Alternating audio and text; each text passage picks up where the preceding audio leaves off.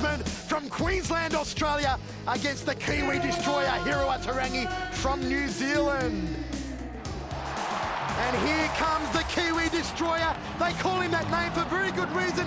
He's put the lights out on all his opponents in the kickboxing ring. He'll want to put the lights out on Chris Haseman tonight. Hiriwa Te Rangi, a number of titles under his belt so far. Be interesting to see how he equips himself under these rules here tonight. It's right up my alley, you know, and I'm looking forward to tomorrow night, and it's going to be awesome. 8 real good fighters out there, and it can be anyone, you know, at the moment. So, and I don't know much about the Brazilians and the Americans and the Aussies, and should put on a good show. What an athlete. Hiriwa owes much of his success to his regular training routine. 6 days a week lately, but it's starting to wind down now, so just a 1 day off and then eat heaps of chocolates. And now, Hiriwa Te Rangi receiving some last-minute instructions and preparations from his corner as we welcome from Queensland the man they call Chris Haseman. And Chris being led to the ring by an Aboriginal dance group and his large entourage. He's got your nickname, Hammer, Chris the Hammer Haseman. Well, don't know about that. You know what they say, Michael, 2 hammers are better than 1. Well, you're going to hit this nail on the head out the back later on or what? But look at Chris Haseman. Look at the look of intensity on his face. He is on a demolition mission. He certainly is. Chris Haseman also has competed in reality fighting in Alabama recently. Australia's most experienced no-rules fighter. I do gym most days. I do a boxing circuit for my fitness and a wrestling circuit as well. It's no good hopping in there and thinking, well, I'll do whatever comes. I think you've got to have do something which is natural, okay, which you've planned and you've trained for many a time. I know this is the first time that I've had a big fight to Australia. All the other times I've had to do the travelling, and I know it does run you down a bit, so hopefully we'll have a home crowd advantage and a lot of support out there.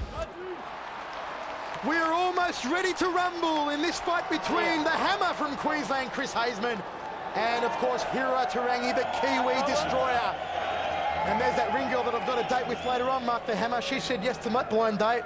You're in dream mode again, aren't you, Michael? And she's looking at me as she holds that #1 ring card. I can tell you what, I'm #1 on her list tonight. You've been flashing that wad of money around again, haven't you? Works every time. Cameron Quinn gets us underway in Caged Combat Championship. And Chris Haseman wastes no time doing what he does best, tying up his opponent and taking Hiriwa Te Rangi down to the canvas. Te Rangi's got the right arm hooked around the head of Chris Haseman. Chris Haseman, he goes straight to ground because he knows that's his comfort zone. Take Hiriwa out of his stand-up fighting comfort zone and get him into your own. Here he goes to work now. Chris Haseman in the mount position, going to work with the thunderous right hands. Hiriwa Te Rangi being forced to cover up. And I've been keeping a close eye on the hands of Hiriwa Te Rangi. He's got one there, looks like he's going to the eye. That's an illegal technique. You can't be doing that, Hiriwa. And Cameron Quinn's there to keep a close eye on proceedings. Chris Haseman, recently featured in Blitz Martial Arts magazine, said that he wanted to be Australia's #1 fighter. Mark the Hammer is Chris Haseman resting that chin. He's got the chin in the eye of Hiriwa Te Rangi. It's all over. And that is a legal technique. It is. It is legal. It is a legal technique. It's a way of getting around the rules. There is no eye gouging with the fingers, but nobody said in the rules you can't gouge with the chin. That's right, Michael. He's rehearsed the rules well, and he's found that little loophole that probably a lot of the other fighters aren't aware of. And you've got to give him credit for that because he's a well-researched fighter. I think loophole is the perfect word to use there, Mark the Hammer. He knows his ways around the rules, Chris Haseman. He's had so much experience overseas fighting, and he just dug that chin into the eye of Hiriwa Te Rangi and made him submit. Take nothing away from him, Michael. He's a very experienced grappler, and he's been there. He's fought in Japan. He's fought in the USA.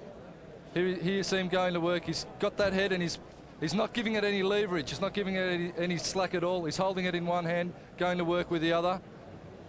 And there's the chin dug into the eye of Hiriwa Te Rangi, and there was only so much punishment that the Kiwi crusher could sustain before he was going to submit. Well, you've got someone driving their stubbly chin down into your eye. You can only survive for so long. Exactly. It is reality. It's reality fighting. That's what cage combat's all about. They're trying to get it as close as possible as to what you would find in a life-threatening situation, what you'd have to do to save yourself. There you see Chris, he's just burrowing in. He's got a big, thick neck, and there's a lot of power there, and Hira just can't budge him. He just can't move him. He's got his hands clasped well and truly around Hira's neck, and he's just going to work there. Hira, desperation. He thought about sticking his fingers in Chris's eye. And, the referee, Cameron Quinn, advised him otherwise. Ouch, that one hurt. And let's go to the draw now. We have